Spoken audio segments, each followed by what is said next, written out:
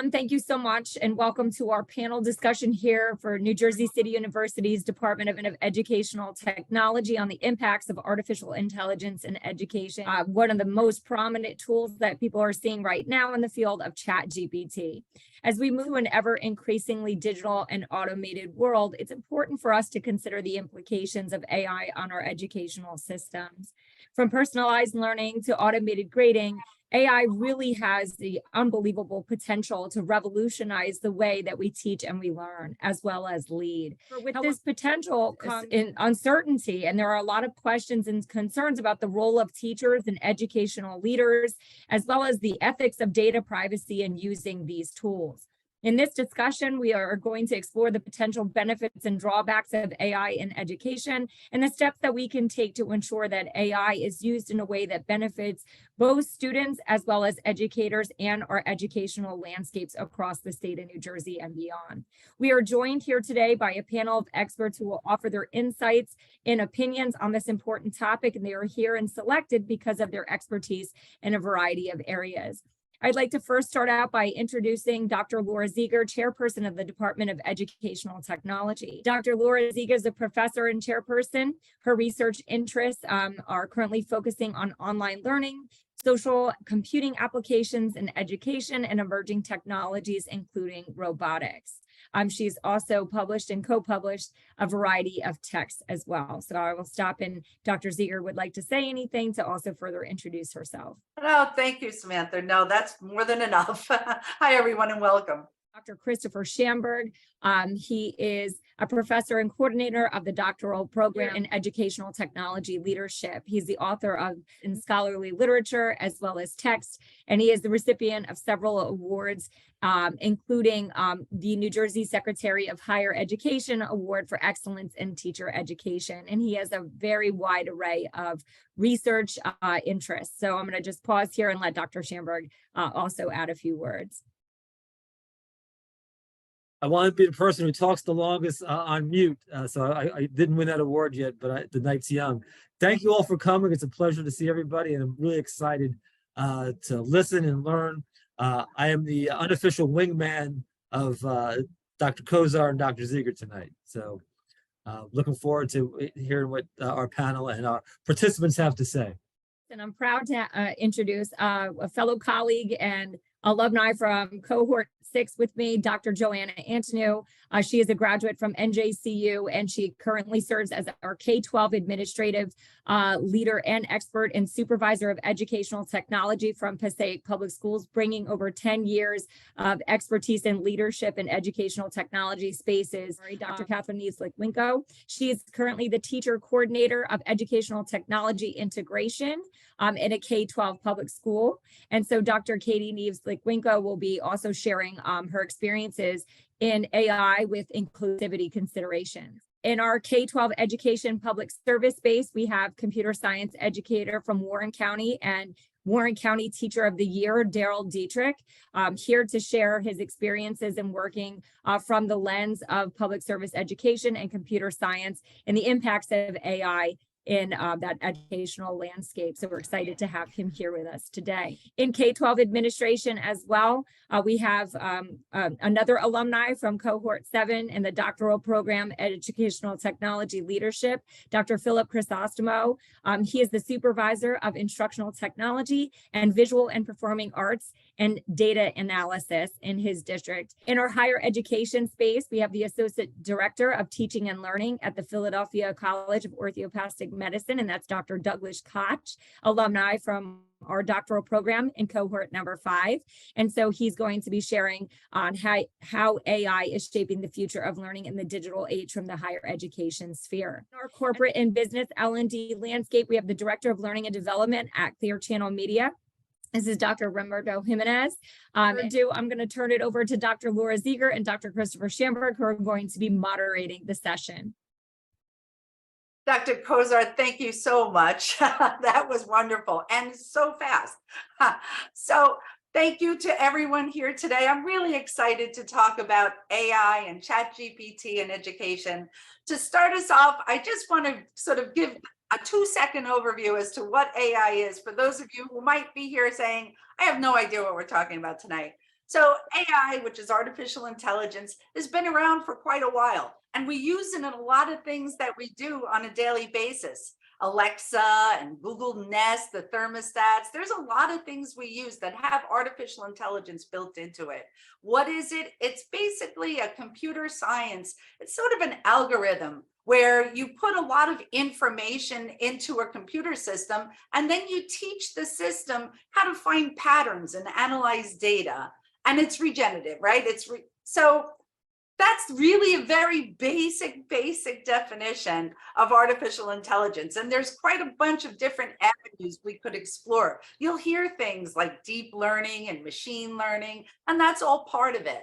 What I wanted to show for you tonight, we're going to talk about ChatGPT as one of the systems that's available. And that's the one that's sort of the most popular right now that people are talking about. We're defining our world going forward, and we're starting the conversation with all of you today about how it might affect education. So without further ado, I'm going to start our questions of our panelists. And please ensure that you participate by using the chat. You can ask questions. Dr. Schamberg and Dr. Kozar will be monitoring the chat, and they'll help me to moderate and ask our panelists some of your questions. So please ensure that it's interactive today. We want to get the most out of it for everyone. The first question, which is sort of a very general and very broad question, it could be the only question for the night. But the first question is simply, what are the benefits and challenges of using AI in education? Right? A simple question. I'm going to start off by asking our panelist, Daryl, if he could start us off with their discussion. So first of all, thank you for having me here today, and I'm excited to talk about this. It's been a great opportunity to study more AI and see what is happening. So I'm not sure I can really answer that question, but I will give you an analogy that I think kind of works. So when I was first learning to drive quite a while ago, I had to study maps, and if I had to go from here to Trenton, I had to figure out how to go from here to Trenton. I used to have to listen to my dad give me directions, go to here, turn a right, make a left, or whatever it would be in that.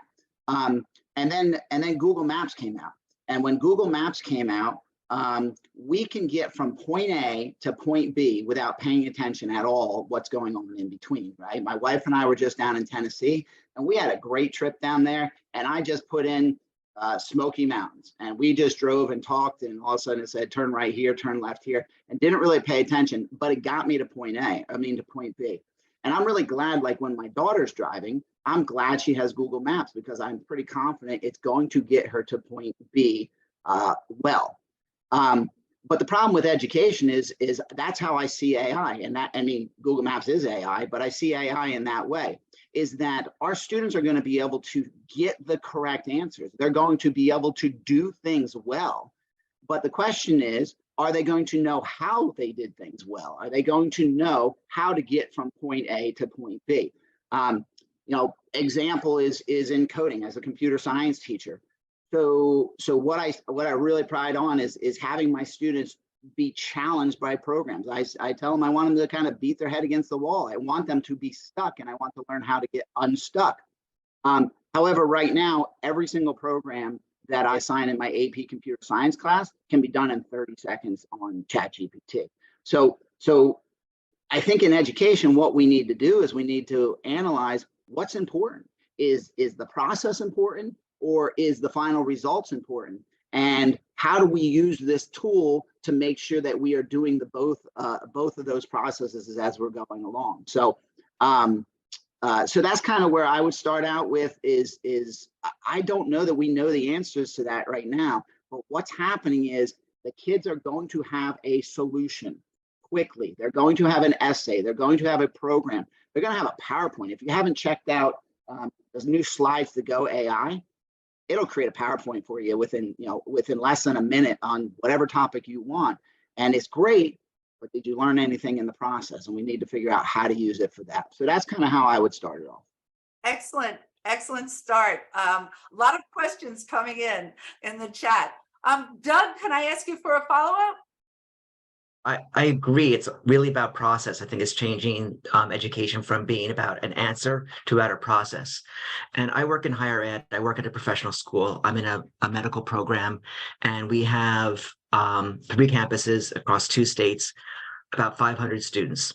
And we're really committed to admitting diverse learners because we really want to graduate diverse clinicians who are going to meet the needs of diverse communities and lower or minimize those healthcare disparities out there.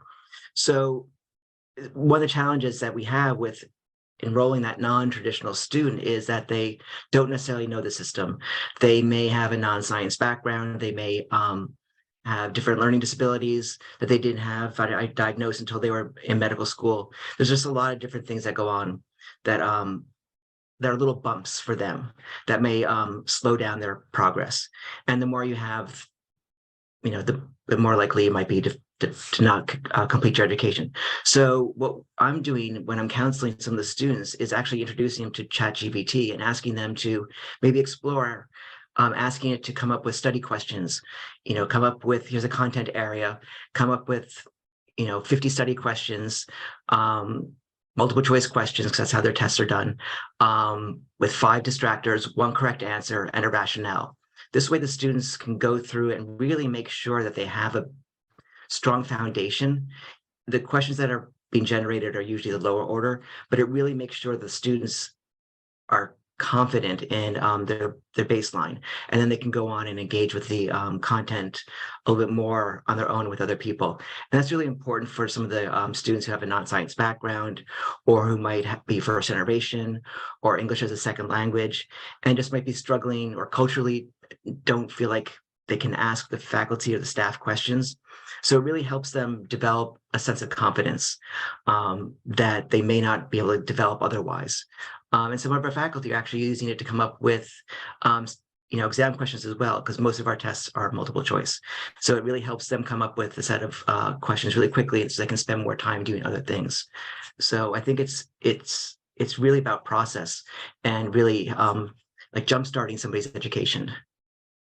Excellent. So again, I hear a lot about how we might look at educating or being educators in different ways, right? That it's changing the way that we might view education in general. So the next question I'd like to ask in relation to that is then, what role do administrators and educators have in shaping the development and the implementation of AI in education?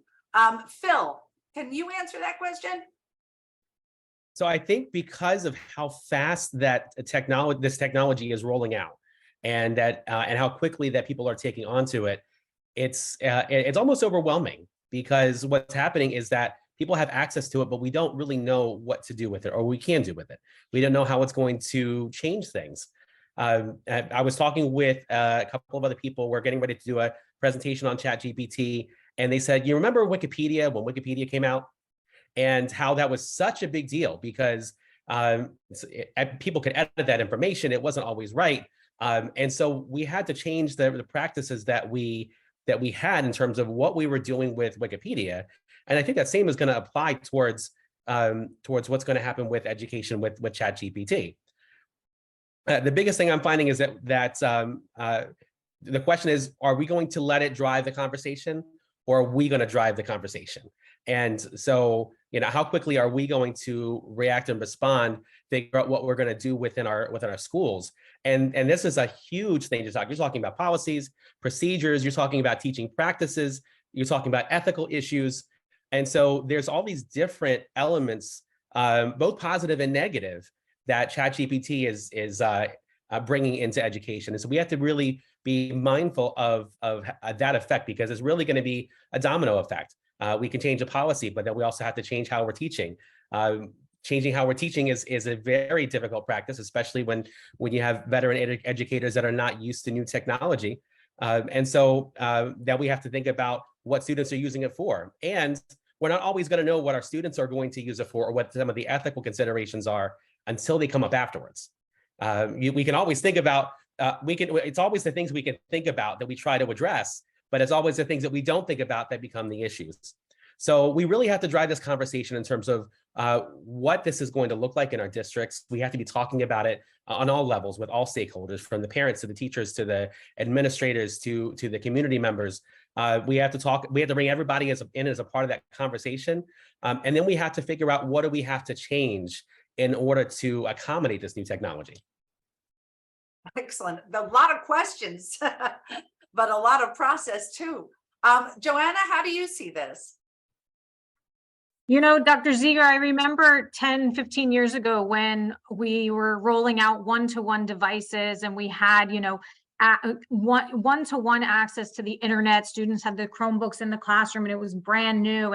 And there was this feeling of teachers saying, I'm about to be replaced by the technology. It's kind of feels like the same vibe happening right now. Teachers are worried that there's something that might replace them. I think the work of people like us here is we firmly believe that technology doesn't replace good teaching, right? It's something that can be laid on top of good teaching and partner with teachers. But I think that teachers are on the front line here. They know they have the greatest understanding of teaching and learning in the classroom. I think that there's a real opportunity here for maybe teachers to work with developers that are creating these AI apps. And, you know, to touch on Doug's point from before, you know, how can we find ways to personalize learning for students? I mean, what a dynamic force it would be for teachers to work directly with developers and create apps for the classroom. And I think that teachers have to be vocal in the development of the policies surrounding AI in schools. I think that this is where a lot of the concern stems from. If districts can develop, you know, a policy foundation, I think that would help educators feel comfortable in their use. I mean, this is so new, it's literally changing before our eyes. It can feel hard to pin down like a rock hard policy right now, but in actuality, these policies already exist, right? We have a policy for plagiarism. And if you're going to use the work of something that was AI generated, you should cite it. I mean, this policy already exists. So it sort of feels like right now we can, you know, insert AI generated work into our already existing policy, but it would be interesting to see how our policy will continue to evolve as AI evolves. You bring up a lot of points. We're going to talk about ethics. We're going to talk about a lot of that. But one question you asked was, how can AI be used to personalize learning? I'm wondering if Katie might be able to answer that. Sure. So that was one of the big things that stood out to me when initially ChatGPT got so popular, because I thought that's something that's been it's something that a lot of teachers could use to start personalizing instruction. I think that when teachers think about personalized learning, it's very overwhelming and it's very daunting, because you're thinking about having to create an individual learning pathway for every single one of your students. And if you have hundreds of students, that's a lot. And I've been exploring a lot of how can we take all this data that we're collecting in schools already. There's so much information we have on our students and how they're performing and how they're doing on assessments and tracking their skills. Well, then how do we use AI ethically, obviously in an appropriate way, to then target where each student is falling and a proper scope and sequence for where they could go next? On the teacher themselves, that's a lot of work to go through all of that data from all those different sources, but AI can do it relatively quickly and give you a list of what is the student really good at, where are they doing really well, and where maybe do they need some more support. And I've actually been playing a lot with ChatGPT, and I've been beta testing Google Bard as well to see how they can kind of compare. I had both of those create me a pathway for students who were struggling with X, Y, and Z skill. And it gave me a list of, here's where they should go next. Here's the skills you should work on before they get to this skill. Here's some targeted activities that you could do with them, which if you're a teacher, that's really nice because you don't have to sit there and do that for every single individual student. It can come out in a couple of seconds, which is really great. And it really gives a good use for all that data that we're collecting on our students already. And actually, there's a company right now that's prototyping how to fully build online courses with AI, just with a couple of learning objectives. So which would be great for teachers, honestly. I mean, it doesn't replace the teacher. You still have to go in and verify that everything is accurate and that the resources are appropriate for your students. But even just in terms of thinking about how can I make this content relevant to a student with this personal experience or this interest, that's something that the AI can come up with really quickly and is really helpful because I mean, I had students who were interested in things that I personally knew nothing about. And I was trying to reach, especially my students with disabilities, I was trying to get them to, connect to the material and asking a simple question of, how can I make this content relevant to this student and get an immediate answer is something that can be really helpful in terms of personalization. There's a lot that goes into personalized learning, but that's just some of the things that I think are really important with AI.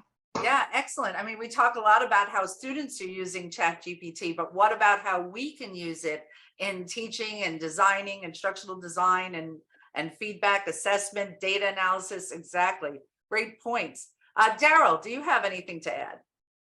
Yeah, so I want to build on what Katie said there about teaching something that the teacher may not have a lot of knowledge about, and in technology that happens a lot. A lot of teachers don't necessarily keep up with the technology and so forth. So I have a class called Advanced Topics in Computer Sciences after my AP class, and generally at this point my students are doing projects that I don't completely understand. I don't have the knowledge to necessarily help them. I can point them in the right direction, but not necessarily help them.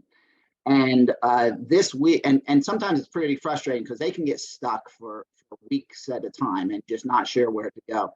And in this past few weeks, I've had two experiences where ChatGPT helped them. I had two students that were trying to build a CNC drawing machine. They're taking old CD drives, and the CD drives move, and they were going to attach a pen to it, so it's going to be able to draw pictures using the old CD drives. And they spent about a week trying to get the CD drives to work. They were using some code, and they just couldn't get it to work. And I told them, listen, you got another day here to get that to work, or else you're going to have to go to another project because you need to work on some project that you're going to accomplish something. And then all of a sudden I hear the motors working, and I turn around, I was all excited, and I'm like, how'd you do it? How'd you do it? They said, well, we plugged our code into ChatGPT, and it told us exactly where our error was, and it corrected one of the import statements, and all of a sudden it worked. Now, what I really like about that situation is that those kids were stuck. Those kids did the process of it, and they were getting to the point where they were frustrated, and that helped them get to inspiration. What I really liked about that is that point. And I have the same thing happen with a kid doing 3D gaming in Unity and didn't know what to do, plugged it in. I was really impressed. I sat with him for 15 minutes yesterday, and just how many times he used ChatGPT, and he really understood the process. So it basically helped him with the process. Here's my concern. We have seen the educational divide increase during COVID and continue to increase. We have a bunch of kids who just want the answers and want the grades. And after that, they don't care. And then we have a bunch of kids who really want to understand the process and want to get better at what they're doing. I think that this stuff that I'm talking about here with ChatGPT in my advanced topics class, for the kids who want to learn, they're going to use it as a tool to help them learn better. But for the kids who just wanted to figure out the answer, they could have plugged that in on day one, had those two motors working in day one, and then what did they really get out of the process? Yeah, they got two motors working, they created something really cool, but did they learn something? So I was really, really, really impressed with what my students used it and how they used it, but I'm not sure all kids in my school would use it in that same way. So I might argue that they learned how to program ChatGPT to give them the answers they wanted, right? They did learn something. Well, and I don't know that ChatGPT is really programming because it's so intuitive. You're just asking that question. So, but they're at least learning where they can use it, which I think is important. I mean, because if in my class, it's one thing to have to learn the process, but if they're in the job world, all you have to do is produce results. So it's a little bit different when you're talking about being in the education versus being in the industry. Absolutely. Absolutely. As a matter of fact, any of you on TikTok today are going to see there are a lot of people developing prompts for people, right? You see a lot of the content creators now talking about prompts on ChatGPT for people. We had a question in our chat, and it is related to what we're talking about. It's how can AI help students develop critical thinking and problem solving skills, right? Because we don't want them to lose that ability. Katie, would you give us a little insight? Oh, no, I'm sorry. Let me ask Rem. I haven't asked Rem to talk yet. Hi, Dr. Z. Hello, everyone. When you look at it from an educational technology perspective, right, we use technologies to enhance learning and to support critical thinking among our students, whether it's through problem-solving activities or through engaging in a technology to construct some sort of artifact. ChatGPT is going to help us to do the same exact thing. In many ways, we could think of ChatGPT as the next iteration, if you will, of the very issues and questions that we had when the DVD was released many years ago, or even, you know, the end of education when MOOCs were released or massive online open courses. I like to think of this as another tool that can help students to scaffold learning. Because think about it, students are having a problem, they're at home, they can use ChatGPT not just to get the answer, but to figure out and explain, walk me through the steps of how I figure out a particular solution to a problem, whether it's a math equation, whether it's a formula, whether you're just trying to figure out what does this path or this particular paragraph in Shakespeare actually mean. ChatGPT can serve as a scaffolding tool that we should recommend to students, that they should use these kind of tools to help them in their learning.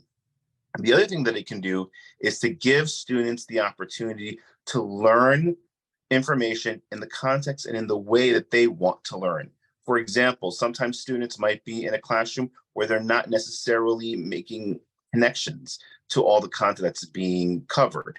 They can use ChatGPT to review some of this content with them. So it becomes another tool in their toolkit, along with YouTube and all the other tools that are out there, to help them in their learning and engage them in different ways. So critical thinking, if anything, it's going to be further supported by tools such as ChatGPT. Thanks, Rem. Wow, that seems like a great future, right? And we're still in the infancy, as Frank mentions in the chat. Doug, do you have anything to add? This kind of democratizes education. If people can ask questions and explore ideas and maybe go farther without having to pay for tuition, and it can be very personal. So let's say you have a person who's looking to start their own home business because they want to work from home and support their family, but they don't have the time or the money to go to school to get a business degree, but they really want to, you know, they have this hobby of making soap at home. You know, they can go through and ask and explore ideas about marketing, sourcing materials, how to do all sorts of stuff without having to get that degree. So I think it really can democratize, you know, and level the playing field, and maybe be a threat for some of those bigger corporations. But I think depending on how you explore ideas here, you can really go so many different ways, and it's more personalized. You know, getting a business degree is great, but what does it really mean for you as an individual? Sometimes they don't necessarily align with where you're going, and this can be on demand. Thank you very much. Katie, can you talk about how AI could be used to help students with disabilities learn more effectively? Sure. So there's a lot of different ways, and I think that it's even beyond just thinking traditional. Like, I think most people lean toward ChatGPT now because it's so popular, but there's just such an extensive use for AI within the disability community. I actually recently talked to a handful of people who have pretty severe speech disorders and speech disabilities. And they said that the beauty of AI is that AI is learning their speech patterns naturally and allows them to effectively communicate with other people. So whereas a traditional text to speech may not sound like they would speak or how they want to speak, the AI learns how they would traditionally say something and comes out with a translation that sounds like them. Which is really cool. But in K-12 education specifically, I had mentioned before about being able to pick up on where students are struggling in the same way, thinking about the fact that you're pulling data from a variety of sources. You can pinpoint students who may possibly need to be evaluated. So getting students evaluated earlier so they don't fall through the cracks and fall behind in school. But then also thinking about how AI can be used to really break down information. So background knowledge was always something my students struggled with when I was teaching special education. How am I going to break down this skill so that they understand it, or this concept or this topic? Well, like AI has the ability to easily do that for them. I know there's kind of a knee-jerk reaction to ban, to get rid of, to not have students have access, but all I could think was, I mean, yes, we need to be, as I think someone had mentioned in the chat, we have to be aware of where that data is coming from so that students are making sure that it's, you know, correct information, but giving students the ability to break down and fully understand topics independently, I think is really important, specifically for students with disabilities, for them to take that ownership and say, I'm not getting this. How can I break down this topic and understand it, and have it break it down into more concrete terms for them so that then they can understand the content and apply it, I think are really important. So there really is a variety of different ways that it could support a variety of disabilities as well. And I really think the possibilities are endless. I like to think that AI can really help to make some things possible for individuals who have disabilities that may not have been possible otherwise, or may have been more difficult for them. Wow, that's really an amazing point. And it shows the benefits beautifully, but I have to ask the next question, which has been throughout the chat. What are the ethical considerations of using AI in education? Phil, you want to start us off? Sure. I think the first and most important thing that comes to my mind is the age requirement that supposedly you have to meet before you start using ChatGPT. And so if you look in the fine print, technically you're supposed to be 18 years old. And so now if we're allowing students to use it on their own, is that an ethical problem? Or should we be allowing them to do that? Or should we be waiting until the technology is a little bit more developed? You know, why is that age there? And the first thing that comes to my mind is, you know, because it's pulling up all sorts of information and is not regulating the information that comes up. That's what I've heard is one of the main reasons that age limit is there. But that age also causes some other issues. You have a 17-year-old in college. Well, you know, they're going to be wanting to use it or looking to use it. So that age that age factor is a consideration, because we have to decide what we're going to allow students to do with it or because of it. I know a couple of people had mentioned about digital divide and the possibility of that digital divide being greater.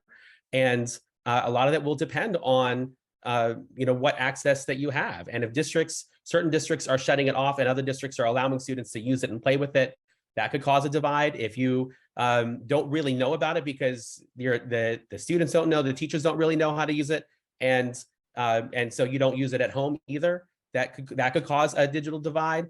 And of course, I'm sure everybody's heard about the issues with cheating and plagiarism, but there's also issues with some of the information that does come out. And in terms of bias, in terms of sometimes fake or wrong information. I actually read an article maybe about a week or so ago about an individual who was incorrectly cited as having said something inflammatory. And so then it went into the news, and that's how I got to learn about it through the article. But they were cited as having said something as being a source of this inflammatory information. And he said, I never said it, never did it. It didn't come from anything I've done. And so there's that possibility that sometimes that information is not going to be correct. How do you know whether it's right? How do you know whether it's wrong? How do you know how good that information is? And especially if there's bias to the information. Melissa's question earlier about music made me think about something. If I'm looking at something from music history, am I only going to pull up Western music, or am I going to pull up music from other parts of the globe when we're talking about, you know, depending on the question that we throw out? So I think there's definitely a lot of considerations there. And that has to really be thought out through when we look at our integrity policies, our technology use policies, how we roll this out. There's definitely a lot of implications. Wow, certainly so. I mean, I think about a calculator. You know, if a student doesn't know how to use a calculator right, they may not get the right answer, even though it's a calculator that gets the answers right. They really need to know mathematical functions to know whether they're doing the right thing. And I think that's really the same with a lot of technologies. As long as we know how they work and we understand behind it, even when we talked about Wikipedia before, right? That was the big, oh, don't cite Wikipedia. But, you know, if you can verify your sources, then there's a value to it. Let's see, Rem, could you tell a little bit about it from the corporate perspective? You know, for us, I think it's it's a bit of a Pandora's box. I literally just had a conversation with my boss about 2 days ago on this very topic, and there are implications that come with that conversation, specifically around, do you replace certain white collar jobs because a ChatGPT type tool or some sort of machine learning bot can go in and replace certain functions? What about the use of tools like Microsoft Copilot that will become digital assistants that will be able to help people and perform certain functions? Because of this, there are certain questions about, what do you do with an aging sales force? What do you do with the fact that now, how do we upskill them to get them to a place where they can still be productive or take on other roles in the organization? What it means for me and for people like me, I think it's a question of, are we spending time developing key 21st century skills, whether it's digital fluency, critical thinking? These things do not go away. ChatGPT and tools like it will evolve and change over time, but we have to think about our students, and we have to think about how we're going to coach them to be these critical thinkers, lifelong learners, to help them expand those skill sets so they can adapt to different jobs and situations. But from a content perspective and productivity perspective, a lot of the execs that I'm talking to are loving this idea, because again, they're not necessarily concerned with plagiarism and issues of that sort, but they are concerned, is the information that we're getting, are the strategies that we're getting, are they accurate? Is it testable? Can we validate where this information came from? So we have to develop these critical thinking skills to all of our workers and students so that they begin to understand how to look at this information with a concerning eye and be able to figure out the validity of what any AI tool is spouting to them. Yeah, that's very true. Do we have any other panelists that would like to talk about the considerations of ethical considerations of using AI before we move on? I think it brings up the question of, what does it mean to get a degree from an institution? Years ago, we had a real issue with some of the for-profit institutions granting degrees that may not have been really rigorous. So if students can, get a degree from a poorly designed program, what's the role of our accreditors? What's the role of, everybody, a society? Do these schools need to exist? Do these institutions need to exist? What does it mean for the Harvards out there? Eventually, do they have a different role in society? Do community colleges have a different role in society? And I think it can really redefine the role of education, formal education, across the world. Yeah, this is a huge consideration, Doug. I hear you. I mean, we're looking at something that really could impact how we view education in our future, particularly as the technology grows. I know that there are programs now that could respond to, say, discussion posts. So every student's discussion post could have a response from AI. Now, would it be the response that I would give or Dr. Schamberg would give in our courses? Maybe close, maybe not. But is that what you're paying for, is to have the bot respond to you as opposed to the professor who's been working in the field all their life? So, there are definite considerations in that way. I want to move to sort of a general question, right? What's one piece of practical advice you would give to someone starting out learning about AI in education? And I'll start with Joanna, but open it up to anyone on the panel. Sure. I would say I would start with like when I first started hearing about AI and ChatGPT, especially in particular with teachers in my district and outside of my district. It was always it started off with the concern about cheating. Well, I have students who are using this. I'm concerned that they're going to use it to cheat. And if I had to give a piece of practical advice for somebody who's new to this world of understanding AI, I would say sort of don't listen to that hype. dive in and understand it yourself before you sort of it's sort of human nature to hear, oh, I heard this negative thing about it, and sort of go into it thinking, oh yeah, this might really change the way my students do an assignment. I mean, teachers are really good at flipping things on their head and saying, let me look at this from a new perspective. You know, and there's really great conversation happening in the chat right now about, like, what does understanding really mean? I mean, are we changing the definition of what understanding is in a classroom? And so I've been like trying to listen and read at the same time, and it's been incredible. But my practical advice is just is make your own interpretation of it. Get out there and explore even beyond ChatGPT, although we know that that seems to be the most popular right now. But the list is quite endless of AI apps that are available. I mean, I was playing today on tripnotes.ai, and you ask it to make you know, a 3-day itinerary for traveling to Milan, Italy, and it'll just give you like a list of restaurants and museums to see and things to do in Milan, and instantly.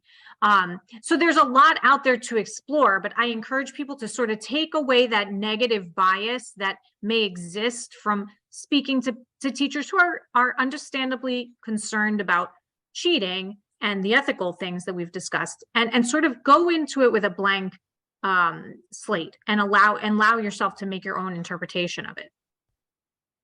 Yeah, great point. You know, I put together, I'm starting a new diet. I asked me for a whole itinerary for the week and then my whole shopping list, and it was able to just do it in a minute, really very nicely, actually. So yeah, I see what you're saying. There's so many ways you can use it. Do we have, before we move on to another panelist, I do have Dr. Schamberg that would like to give us a poll question. Dr. Schamberg? And I'm going to flatter myself and say great minds think alike. It's related to the question you just gave, the example you just gave. So I'm going to launch a little poll. If you can see it, have you found ChatGPT or another AI helpful for you in a specific case, either personally or professionally? So I'm just asking you to take your concerned educator hat off and just think like a citizen of the earth. And have you used it and found it useful? I see the poll, the answers are coming in. Give everybody a few more seconds, 10, 15 more seconds. Laura, if I could add to what Joanna said there. Perfect, yes. You want me to wait until after the poll, or you want to do the poll? Yeah, okay, we got 100%. Let me just end the poll and show the results. So we have had 82% of the people, can you see it? Can everyone see it? Found ChatGPT helpful. So it looks like there's something there. If there's any indication that the genie is getting out of the bottle, I think there it is. So sorry to interrupt. Please go continue. Thank you, Dr. Schamberg. Darryl. So I so much that Joanna said there was spot on, and actually Dr. Sandberg said some things he said there too. For somebody who is looking into AI and what it is, ChatGPT is just the beginning. So what they need to do is they need to, if you're looking into AI, you need to imagine the most incredible thing that can happen, and then know that it can happen, and it's going to happen at some point. So the things that are happening, if you are focusing on ChatGPT, you are way too narrow. There are so many other applications to it that are happening. And you basically, if you can think about it, search it, and it's probably out there. So one of the things that I think is important is that our job as educators is to prepare our students for life beyond our classroom. And life beyond our classroom is going to use AI a ton in all kinds of areas. So if we try to suppress that, or we try to like not allow that into our educational system, then we are not truly preparing our students for life beyond our classroom. And we're fooling ourselves because they're using it anyhow, and they're probably fooling us in that particular way. So What we need to do is we need to change the educational process. I personally believe our educational process is a bit outdated as it is, and we need to use this as an opportunity to change it. I know there's been some examples of Wikipedia and some other examples like that, the Chromebooks, but those were things that happened one time and then we adjusted to it. Well, the Chromebooks happened and we adjusted to it, and so forth. AI is going to change every single day. And we now need to change our educational process. We will not be able to keep up with it the way we currently have it. We have to figure out how to change that educational process so it integrates AI within that process rather than trying to keep up with the process. Yeah, excellent point. Absolutely. For those of you who may not be aware about the whole plagiarism war that's happening, right? Write me a 200-word essay on, metamorphosis, and they get the essay. Well, then they developed a plagiarism sort of checker that will see that it's machine wrote and not human wrote. And so then you can tell ChatGPT, hey, here's an essay I wrote, write me an essay in the same style as my writing about metamorphosis. And it will do that. And the machine, that tries to detect the machine learning won't know that it is machine learning. They've done a bunch of tests. So this is the war that keeps happening back and forth. People are developing prompts so that ChatGPT won't write in a way that you can see that it's written by a machine as opposed to the person doing it. And this, keeps going back and forth. Sooner or later, we're going to have to say that doesn't matter as much. I think Daryl is trying to say we really have to look at a new way of teaching and learning and writing, and which is going to be a big part of this. Other people with advice about, practical advice you could give someone who's starting out on our panel? Dr. Z, if I can. Sure. The first time I used ChatGPT, embarrassingly, I did not get anything worthwhile. And it was just based on the fact that I wasn't asking the right questions. So with practice, with time, like anything else, it's just a question of don't give up on the technology on the first try. Try it a couple different ways. Maybe today, ask for a recipe for how to make the best chicken, in your oven. The next day, try something else. Try small little things first, and then incrementally, you can start asking the more complex questions. Like I think Dr. Kozar mentioned, someone wrote an entire children's book using ChatGPT as an example in the chat. So start small, work your way from there. And again, see the possibilities, because I think that's going to help you begin to set your mindset on how to use these kind of tools in your classrooms. Excellent. Thank you, Rem. Anyone else on the panel? So Other I'll advice? chime in. I think the biggest thing that comes to my mind is thinking about student voice, and both positive and negative. Because first, when you're thinking about using ChatGPT and what you could do with it, being able to help students keep their voice when they're using it. So if they're using it to help them, create a piece or trying to get some ideas for a paper, it's easy to copy and paste, but then you lose that voice. It's not really you, it's a computer. And ultimately, thinking about, when you're looking at that from the plagiarism perspective, being able to analyze somebody's writing. Is this really what Phil sounds like when he writes? Is this really, or does it sound generic? And so obviously, as time goes on, it's going to be a little harder to really delineate that difference, especially if eventually the program can be able to pick up what my style of writing is. But just thinking about not losing student voice in the process, whether it's the policies or whether it's the how we're using the AI or thinking about the plagiarism aspect, I think we don't want to forget student voice as a part of this. If I could just, Yeah, surely. I mean, student voice is paramount in this. And my first response is, how fabulous would it be with a piece of student writing to have a student create a video of them explaining their process, right? So for teachers who are worried about plagiarism, we want students to tell us about their experience. So even if they used AI generated response, tell us about how you did it, how you modified it, how you validated resources and sources. And then that student voice piece comes back in, and it gives them sort of the responsibility of owning the assignment, even if they do use some AI generated material. And by the way, APA and I'm sure MLA have published how to properly cite if you're going to use AI generated content. So that's important to share with students as well. Here's how to use it, and here's how to properly cite it. Excellent point, right?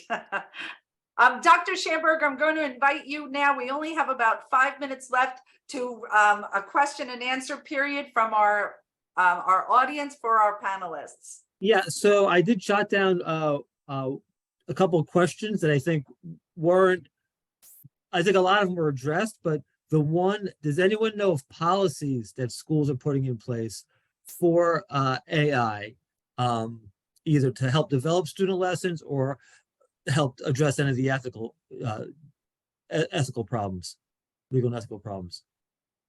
Is anyone on a panel in the audience aware of policy development?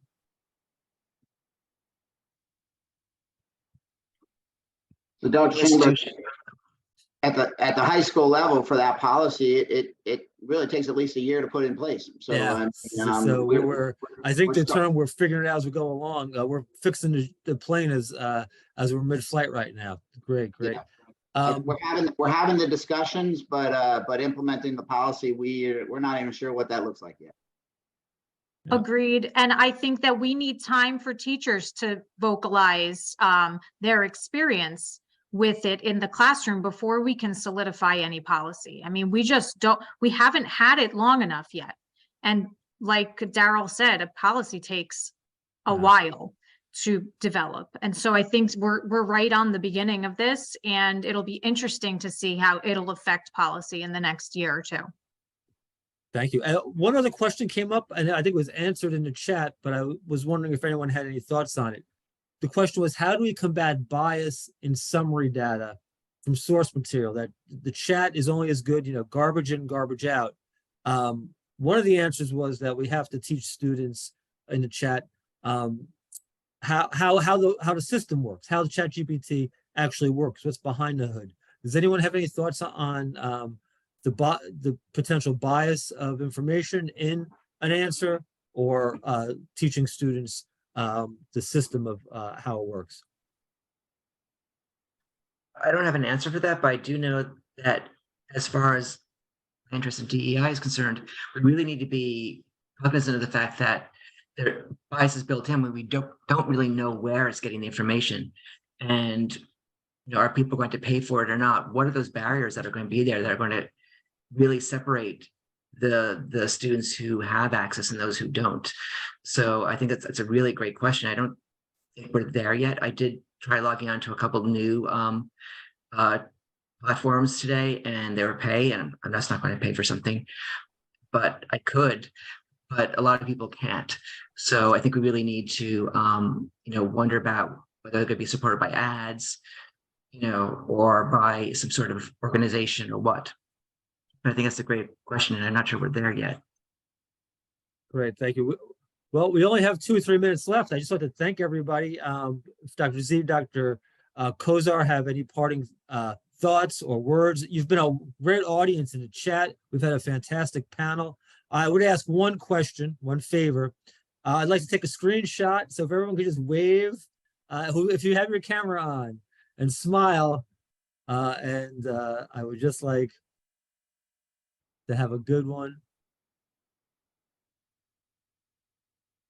Thank you very much. So Thank you everyone for coming. Samantha, do you want to give a little bit of information about following up? Yes, I do. So I wanted to say thank you all so much for attending this really invigorating and enlightening panel discussion on the impacts of artificial intelligence in education. We hope that this discussion has really provided you with some valuable insights to get you started about looking at the potential benefits and challenges of AI in education, as well as some of the ethical considerations that must be taken into account when you're implementing these technologies into the teaching and learning spaces that you have, as well as in the leadership practices that you have in evaluating teachers when we are now in the age of AI. We appreciate the contributions very much of our esteemed panelists and their diverse perspectives on this very complex and evolving topic. And we encourage you to stay involved with us on this conversation by engaging with your own professional learning communities and staying also engaged with us on these topics with AI in education by following us on some of our social media. And Dr. Schamberg, I hope you could drop that in the chat, and also join us at njcu.edu/edtech to stay up to date with our events calendar. Thank you once again for your participation, and we wish you all the best in your continued learning and growth. And thank you for joining us this evening. By the way, this video will be up on our media channel, so stay tuned. We'll be posting it to our Facebook as well. Part 2, everybody. Yeah, so if you go to that main site, we have the links to our YouTube channel, all of our programs, link to our newsletter, our LinkedIn, our Facebook, our Twitter. So I don't think we suffer from a lack of communication channels, but we have one single source. We have several programs. We have a doctoral program, 2 master's programs, and a STEM certificate. So all that information is there. Thank you so much for coming. Dr. Z, you're the originator of all this. You have to give the final goodbye, the official goodbye. My pleasure. We need the Facebook link or our website link in the chat for those that you can get links to our Facebook and all of our other social media too. So, you know, we're all on the brink of a revolution in education. I keep saying it. It's not just education that's going to be affected. It's our entire lives. This is as big as, you know, the development of the internet back, you know, when we were young. So watch what happens. We're all on the ground floor, and we're hoping that it can be used as a really wonderful tool. You know, we're people that understand what our kids need. And I hope to see you again. Maybe we can do a follow-up. So thank you for coming tonight. Have a great evening.